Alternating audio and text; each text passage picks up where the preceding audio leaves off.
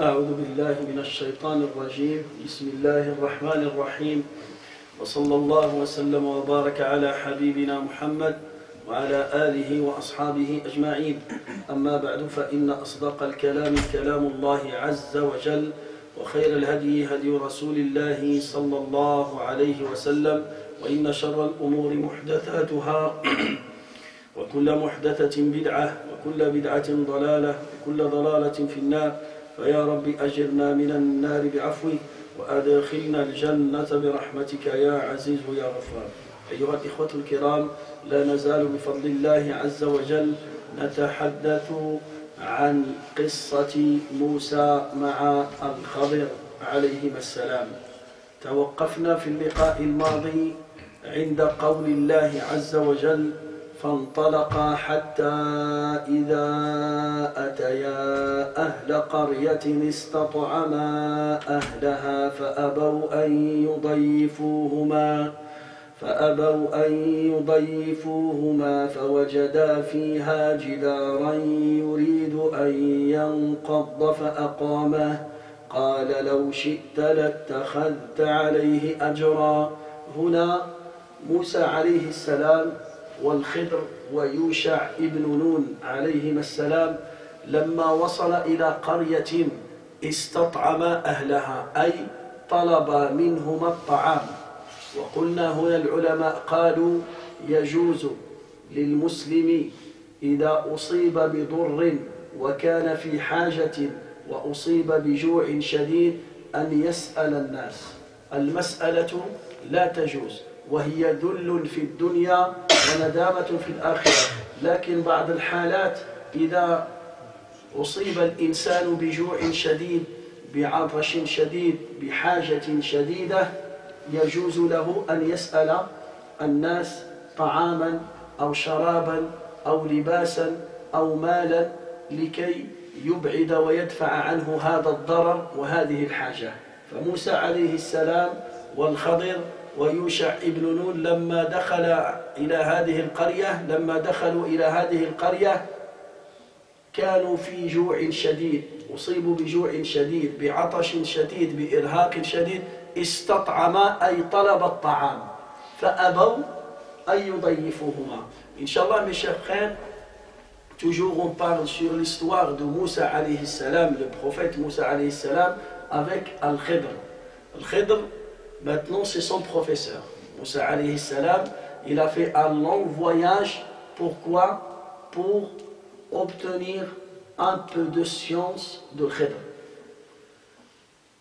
Il y avait Moussa alayhi salam et son serviteur qui s'appelle Yusha ibn Nun, et le troisième c'est Al-Khidr alayhi salam.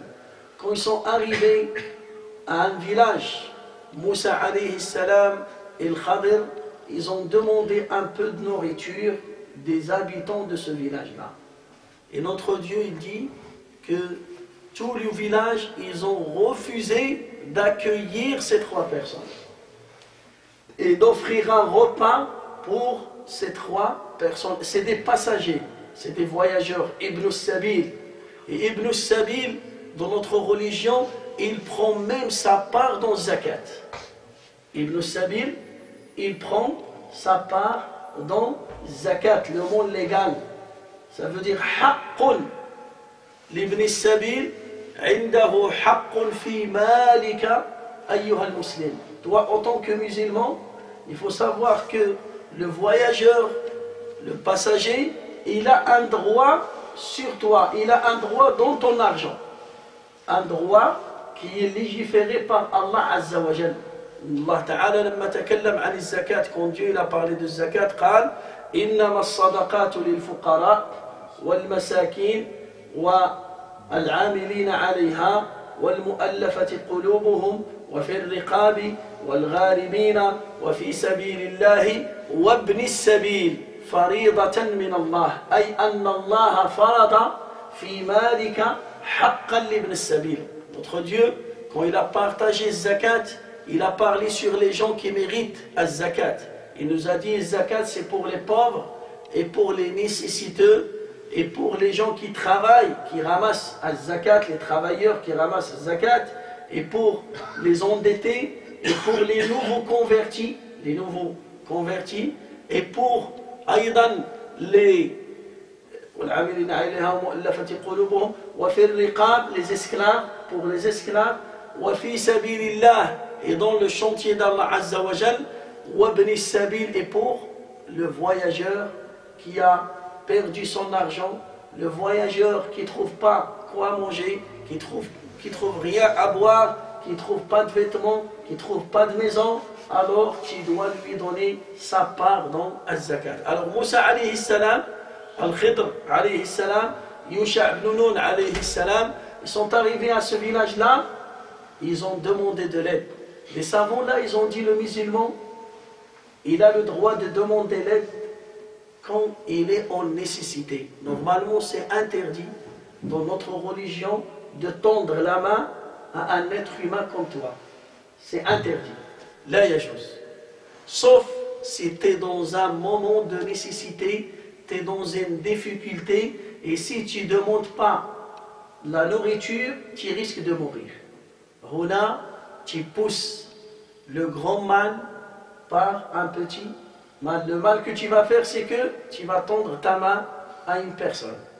Mais le fait de tendre la main à une personne et demander son soutien et demander son aide, pourquoi? C'est pour pousser la mort, c'est pour pousser une difficulté qui est plus grave.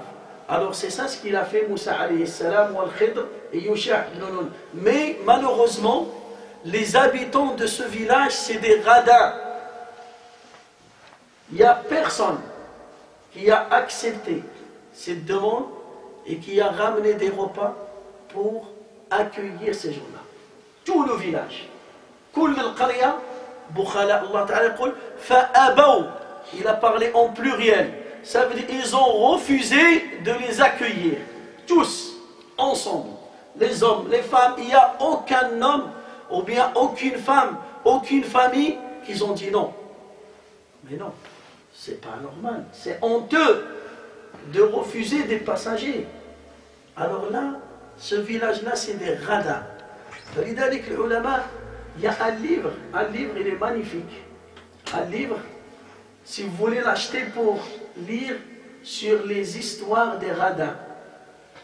Déjà, il s'appelle Les Radins, Al-Bukhala, Al-Jahir. Un écrivain qui s'appelle Al-Jahir.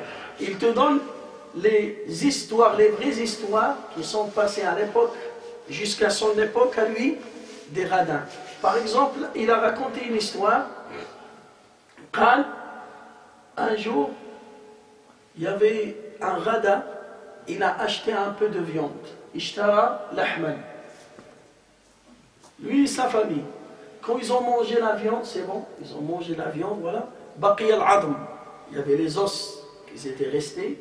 Il a pris ces os-là, il les a gardés, et il a appelé ses enfants. Il avait 3 garçons. Venez voir. Là, j'ai des os.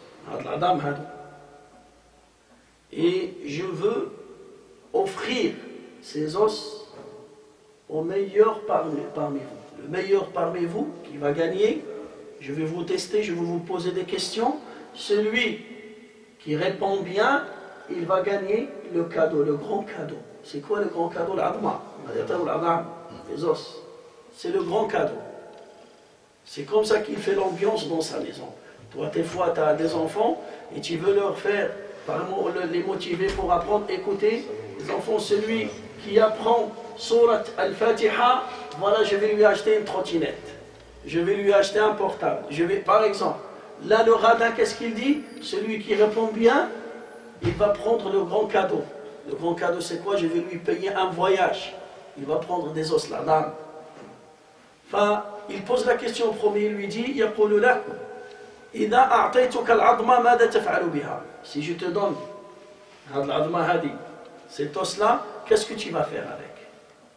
قال سأمصها مصا وأمرمشها وآكلها حتى لا أبقي للنمل ما يأكل. Je vais la manger, je vais la garder, et quand je vais la jeter, Les fourmis, s'ils vont arriver pour chercher à manger, ils ne vont rien trouver. À peine ils vont trouver des miettes pour nourrir des fourmis. Donc, mets-toi à côté. يقول للتالي et toi, qu'est-ce que tu vas faire? قال له أما أنا moi سأمصمصها وأدعها وأمصمصها وأدعها حتى تمر سنة أو سنتين. Je vais, de temps en temps, je vais sentir l'odeur de cet os, il va rester chez moi 2 ans. Ça veut dire, 2 ans, j'achète pas de viande. 2 ans, j'achète pas de viande. فقال له, mets-toi à côté. Il pose la question troisièmement, أنت قال أما أنا فأمصمصها وأخبئها وأمصمصها وأخبئها حتى إذا قربت على الموت دققتها ثم بلعتها فلا أدع شيئا بعدي. Le troisième, il dit, moi, je vais la garder et je vais la sentir, je vais la manger, je vais la sentir, je vais faire, et il va rester chez moi jusqu'à la fin de ma vie. Quand la mort il s'approche de moi, je vais l'écraser et je vais la manger. Et je ne vais rien laisser derrière moi. Alors il est pour toi, c'est toi le gagnant. أنت الذي ربح. كذلك يقول الإمام ابن الجوزي. الإمام ابن الجوزي il a raconté une histoire aussi d'un radin. قال كان بخيل له مال كثير. Un radin, il avait beaucoup d'argent. وكان له أولاد وبنات. Il avait des enfants, des garçons et des filles. فمرض, il est tombé malade.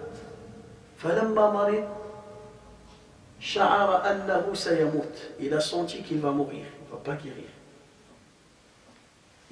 Et ses enfants ils se sont rassemblés autour de lui. اجتمع عليه أولاده وأهله.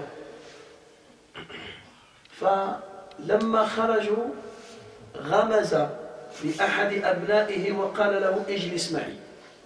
Quand la famille, c'est bon, ils se sont rassemblés, ils ont dit on va partir maintenant, chacun il va partir. Alors il a fait un signe à son fils, à un de ses enfants, il lui a dit reste avec moi. Pourquoi? Parce que lui, Faja al-Walad, et lui écoute, toi, tu as le même caractère que moi. Tu préserves l'argent. Ton frère, c'est quelqu'un qui cherche à jouer. Ta sœur, c'est une fille qui cherche à acheter des vêtements, à acheter ça, à gaspiller de l'argent. Toi, je te vois que tu ne gaspilles pas l'argent. Écoute, j'ai caché 1000 dinars dans tel endroit. Je l'ai enterré dans tel endroit. Si je meurs, tu vas le prendre, c'est pour toi. Tu donnes à personne. Hada, regardez, Sayamout, il ne veut pas que son argent tombe dans les mains de quelqu'un qui va l'utiliser. Il veut que cet argent tombe dans les mains de quelqu'un qui est radin comme lui ou plus que lui. يقول فأخذ الابن المال. L'enfant, il a pris l'argent. فبرئ الأب. Le père, il s'est guéri. Voilà. Il est parti voir son fils et il a dit mon argent. رد المال. فأبى الابن. Il a refusé. C'est un radin comme lui. Il a dit non, tu m'as donné. Rends-moi l'argent. Non, rends-moi l'argent. يقول ابن الجوزي فمرض الابن. L'enfant est tombé malade. Et il est tombé gravement malade. Et son père derrière lui, maintenant tu vas mourir et tu vas laisser l'argent. Dis-moi où t'as caché l'argent, où t'as caché l'argent. Et il a réussi à obtenir, il lui a dit, tu vas dans cet endroit. Il a récupéré l'argent et le père est tombé malade. La deuxième fois. Le père, quand il est tombé malade, l'enfant il est venu le voir. Donne-moi l'argent. Il ne lui a pas indiqué l'endroit de l'argent et il est décédé et il a laissé l'argent. Mata. Parce que la première fois, il lui a montré et il a galéré pour récupérer cet argent. Alors maintenant je meurs, alors c'est comme ça. Alors ce village-là, ils sont comme ça. Imaginez 3 personnes, c'est des voyageurs, c'est des passagers. Ils demandent, c'est pas ils n'ont pas demandé. Ils toquent la porte et ils te disent on est des voyageurs. Et ça se voit dans leur habit, dans leur image que c'est pas des mendiants. C'est pas des mendiants. Au contraire, c'est des gens qui sont, c'est vraiment des voyageurs. C'est des étrangers. Ils demandent la nourriture, ils n'arrivent même pas à sortir un verre d'eau, ils n'arrivent même pas à sortir un pain pour nourrir ces pauvres-là. Alors là, dans ce village-là, qu'est-ce qui s'est passé? C'est que tout le monde a refusé d'accueillir les 3 personnes. Qu'est-ce qui va se passer? Ils vont traverser le village. À la fin de ce village-là, quand ils ont arrivé, c'est bon, à la fin, Moussa alayhi salam, wal Khidr, wa Yusha ibn Nun, ils ont vu un mur qui est abîmé. Wajadu ha'it mukassar yuridu an yaqa'. Ce mur-là, il risque de tomber. Le Khidr, il s'est arrêté. Il a dit à Moussa et Yusha ibn Nun, écoutez, moi, je vais réformer ce mur-là. Et il a commencé à le réformer. Enfin, Moussa alayhi salam, il n'a pas arrivé à patienter, à accepter cet acte de la part de Khidr. Comment, subhanallah, un village, c'est des radins, ils ont refusé de nous accueillir, ils ont refusé de nous nourrir, et maintenant toi tu construis un mur gratuitement. Ben là, le minimum, demande un salaire. Demande un salaire. Pourquoi tu vas rendre service à ces gens-là et eux ils ne méritent pas?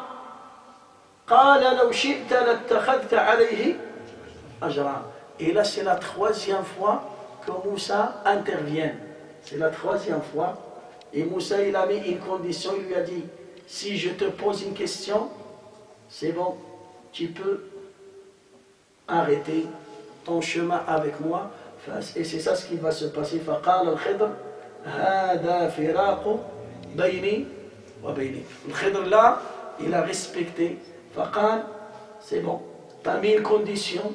Tu m'as dit, je ne vais pas te poser la question. Pourquoi tu fais ça? Je ne vais pas intervenir. Et là, tu m'as posé cette question. Alors, on va se séparer.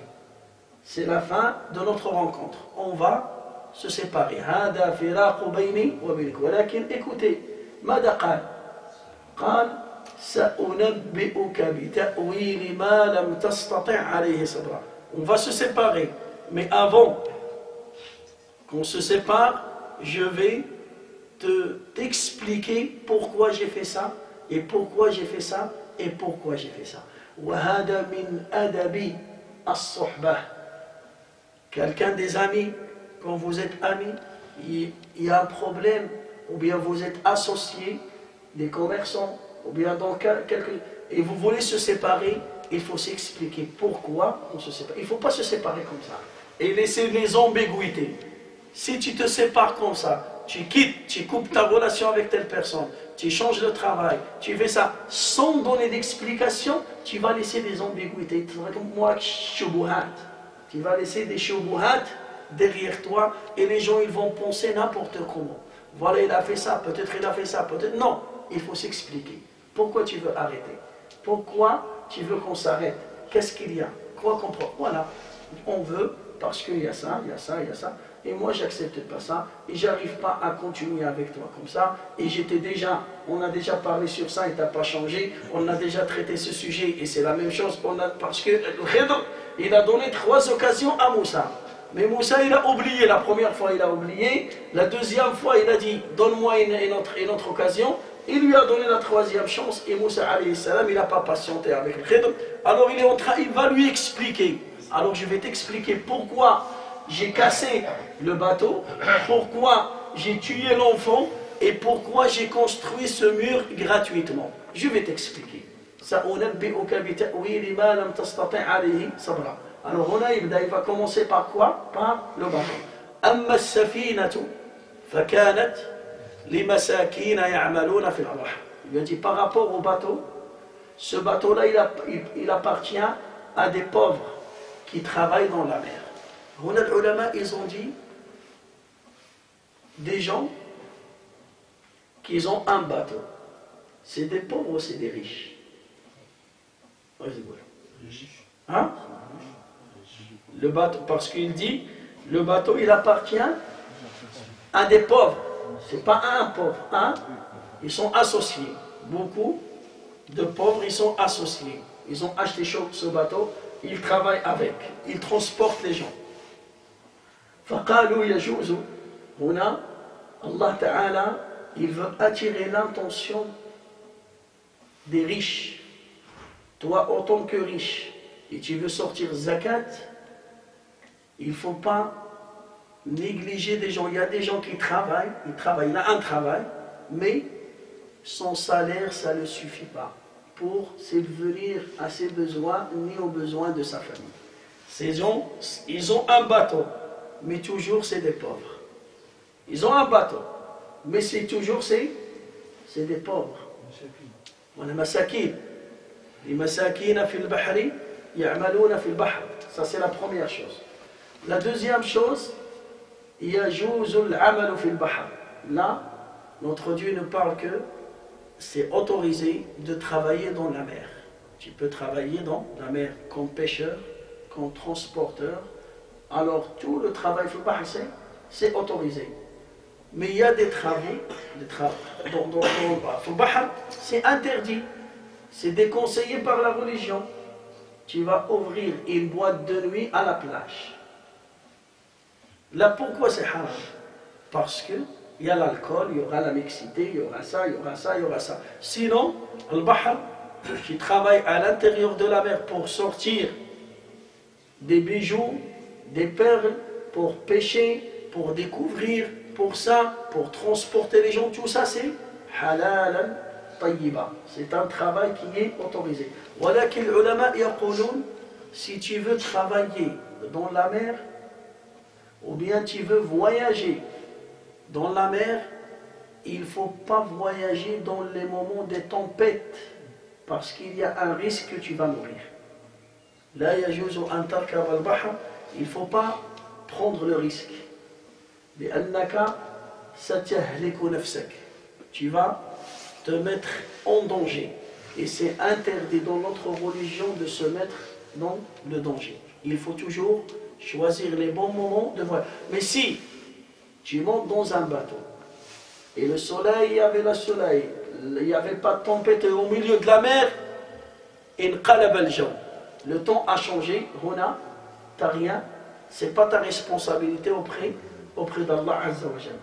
فأما السفينة فكانت لمساكين يعملون في البحر. Regardez là, ماذا يقول الخضر؟ فأردت أن أعيبها. فأردت أن أعيبها. هنا les savants, ils ont sorti des leçons, subhanallah, dans ce mot. Il a dit, c'est moi qui a décidé de casser le bateau. Alors pourquoi il n'a pas dit, c'est Dieu qui m'a ordonné de casser? ما قالش فأمرني الله أن أعيبها. فماذا قال؟ فأردت أن أعيب. قال هذا أدب مع الله. Regardez le bon comportement de Khidr avec Dieu. Il ne veut pas dire que c'est Dieu qui m'a demandé de casser. Parce que Dieu toujours il demande de faire le bien. Ash-sharru laysa ilayh. Regardez par exemple, même parole, Ibrahim alayhi salam, pour bien comprendre ce sujet-là, Ibrahim alayhi salam يقول إلا رب العالمين الذي خلقني فهو يهدين والذي هو يطعمني ويسقين وإذا مرضت فهو. Il n'a pas dit والذي يمرضني ثم يشفين. Normalement, si vous voyez le contexte, vous voyez سياق الآية خلقني فهو يهدين يطعمني يسقين يمرضني يشفين. C'est comme ça. Qu'est-ce qu'il a dit quand il est arrivé le malade, quand il est arrivé à la maladie? Il n'a pas dit c'est lui qui me fait tomber malade. Qu'est-ce qu'il a dit? Et quand je tombe malade, il me guérit. Et quand je tombe, il a nasab al-marada ilayh wa lam yansubhu ila Allah azza wa jalla. Il n'a pas dit et quand mon Dieu me fait tomber malade. Non. Et quand je tombe, malade. La yansibu sharra ila Allah. Normalement, la maladie, est-ce que c'est un bienfait ou c'est un mal? Donc, son image extérieure, c'est un mal. هو شر المرض خير أو شر هو شر في الظاهر هو شر. Alors, notre prophète Ibrahim alayhi salam, regardez son comportement avec Dieu. Il n'a pas dit, et quand il me fait tomber malade, c'est lui qui me... Non, il a dit, quand je tombe malade, comme il a dit le Khidr, qu'est-ce qu'il a dit? Fa'aradtu, c'est moi qui a décidé de casser le bateau. C'est moi qui a cassé le bateau. C'est pas mon Dieu, c'est moi. Et lui, il a fait ça par l'ordre d'Allah. Alors regardez le comportement de Moussa, de Khidr alayhi salam, c'est comme le comportement de Ibrahim alayhi salam, comme il a dit wa idha maridtu fahuwa yashfi. Alors ça, il faut savoir parler. Quand tu parles d'Allah azza wa jal, nous des fois on tombe dans cette faute. Une personne il tombe malade, il dit قدرها عليه الله ها ايوا ربي عطاه ديك المصيبه. C'est Dieu qui lui a donné cette maladie. C'est Dieu qui lui a fait. Oui, c'est Dieu, mais cette manière de parler comme ça, c'est quand tu es en train de dire à des ignorants, un ignorant qui ne connaît pas la valeur d'Allah, on va dire, oui, subhanallah, Dieu il va. Normalement, votre Dieu, il est miséricordieux. Huwa rahim, huwa arham rahimin. Comment il va donner une maladie de cancer à cette personne-là? Et il est tombé malade. Cette personne est tombée malade. Et on demande à Dieu de le guérir.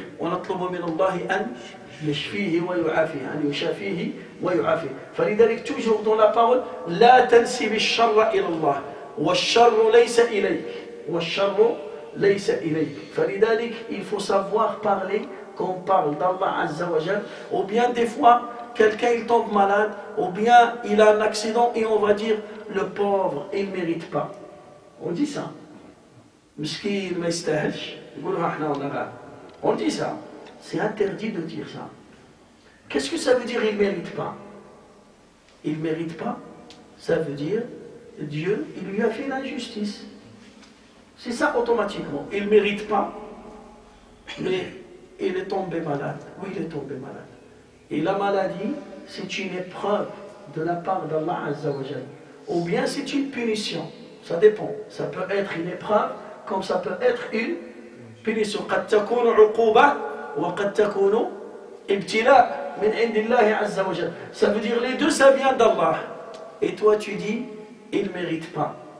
ما يستاهلش. Là c'est quand tu es en train de dire, ya Allah, ce que tu as fait c'était injuste. Ce que tu as fait c'était injuste. Il fait attention aux mots qui sortent de sa bouche. Et on va s'arrêter là, dans le bateau. C'est bon, le bateau est arrivé à la plage. On va s'arrêter, Inch'Allah. Et demain, on va continuer, Inch'Allah, d'expliquer l'histoire de Moussa et de Khidr. Allahumma allimna ma yanfa'una, wanfa'na bima 'allamtana, wa zidna ilman ya rabbal alamin. Subhanak Allahumma wa bihamdik, nashhadu an la ilaha illa ant, nastaghfiruka wa natubu ilayk. سبحان ربك رب العزة عما يصفون وسلام على المرسلين والحمد لله رب العالمين.